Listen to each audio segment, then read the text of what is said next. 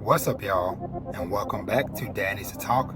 I am your host, Robert, and today I'm continuing my journey to catch up on Mission Yozakura Family with chapters 26 to 50.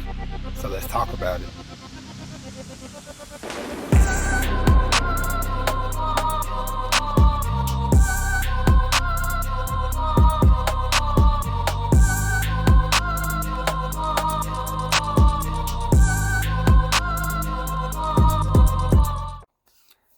So, welcome back, y'all. I hope everybody out there is having an awesome day.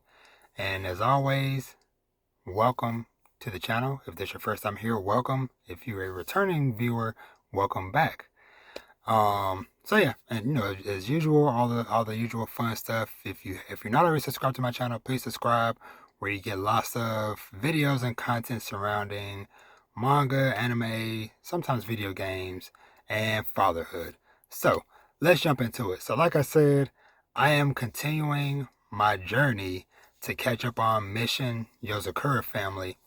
So I'm hoping, and my plan, because time is getting short, to catch up on the series before it gets to chapter 100. So I have about a month left, because I think they're on chapter 96 now. So I'm making my way through, and I'm trying to do these videos and podcasts to try to document my journey on the road to 100. Because hopefully I have planned to do something hopefully pretty big once we get to chapter 100. But in order for me to have that celebration, I have to get there first. So this, like I said, this is just me, I just wanted to just share my quick thoughts about what I've thought on this next set of 25. Like I said, chapters 25 to 50 is what I've read over the last few days. So it's things are getting more and more interesting, and obviously this is spoilers up to chapter 50 of the series. And please be kind in the comments. Don't spoil me on anything past chapter 50. It'll be greatly appreciated. But in this set of chapters, I feel like a pretty good amount of stuff and things are really starting to like heat up and turn over to like a whole new era, because at the end of the last set, they Asano had got married and stuff, and so I'm just gonna just briefly kind of just touch on like some of like the highlights of stuff that kind of happened. So Asano, he got his spy license, his bronze spy license, and that whole ordeal was funny and fun. I enjoy when there's like a test going on, but there is secretly proctors or testers, or like instructors or whatever for the test, that are hidden and mixed in with the test takers, because that was kind of fun at the end of that whole sequence when that one guy tried to take out Asano, but Asano stayed to help him, and they kind of find out like, oh, okay, this is actually a test proctor, and then that's how Asano ended up passing, and the other guy failed. But yeah, that was like one of my favorite parts. Getting to meet the Yozakura, the grandfather. I really enjoyed that chapter where he escaped out of prison to go and meet Asano and check on his the grandkids and stuff. And then we also got to meet the grandmother at the end. That whole thing was kind of funny, just how the way things were framed. You would have thought that she was dead the whole time. But it was like, no, she's doing her own mission, and he's doing his mission in prison and stuff like that. I enjoyed the whole family trip to the little shopping center where everybody's kind of going to like their little secret areas, buying weapons or medicines or whatever else it may be. That whole thing was fun, and of course, anytime you get to see the family kind of work and operate as a unit is always kind of, I feel like, a good fun time to see. Another one of my favorite parts was the death library, where Asano had to infiltrate to try to get some information regarding his family and stuff, and like what happened with that. And so it was just kind of fun, like him having to like sneak around, because the one librarian lady with them freaking like super long fingernails and stuff were just like taken out. Dudes, like somebody sneezed, it's like instant death. So that part was like pretty wild, and I enjoyed how they used their tactics of, you know what, okay, since she has super good hearing, we'll use that to our advantage, to take her out, using the frequency from his earbuds and stuff. Uh, it was neat finally after like 30, 40 some chapters to finally get to see and learn more about the family dog, Goliath. So it was like really cool getting to see like him transform and like get bigger and bigger, like first getting just big enough to be able to ride on, and then big enough to be like the size of like a freaking house.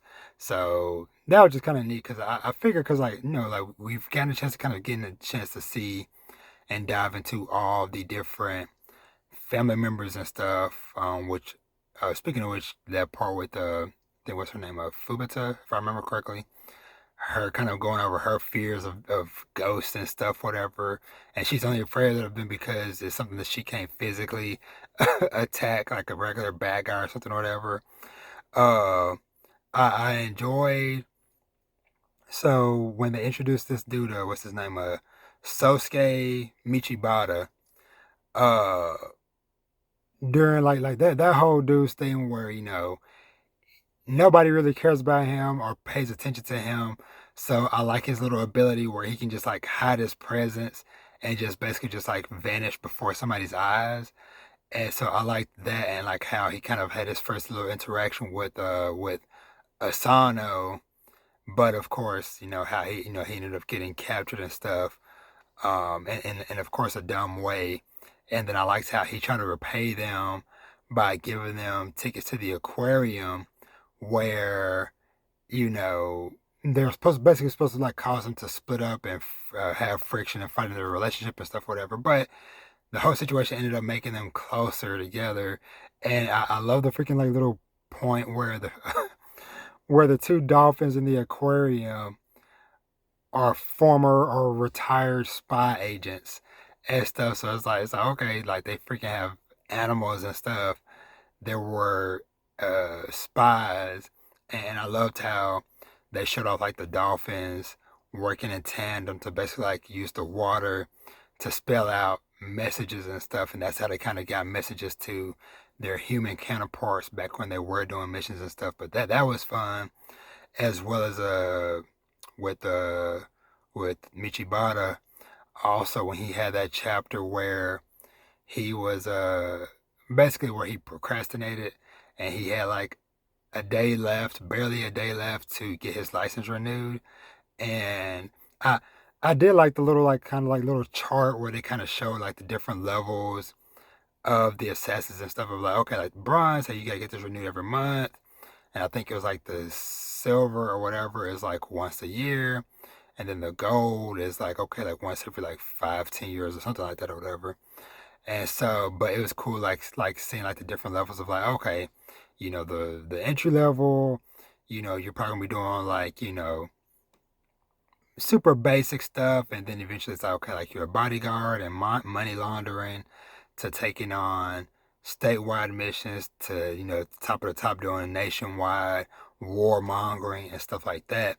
But anywho, so yeah, so he had procrastinated on his getting his license renewed, but of course now he's having problems finding work, and so he ends up helping who he thinks is an old lady, but kind of find out later on she's like a notorious cat burglar person, and how they ended up getting mixed up with the freaking mafia and stuff, and then Asano ended up having to come in to save the day and rescue them and stuff. But yeah, but I really enjoy that dude's character, whatever. He's of course a little bit annoying, but I still enjoy seeing him, and just looking forward to him kind of just like reoccurring and coming back up and stuff as the series go on. Now, to some of the main points, this freaking group called the Topopo, if I'm pronouncing that right. So getting information and just more connections of like, okay, Asano's family, like his parents, was at the wedding for the previous head of the Yozakura families, at their wedding and stuff.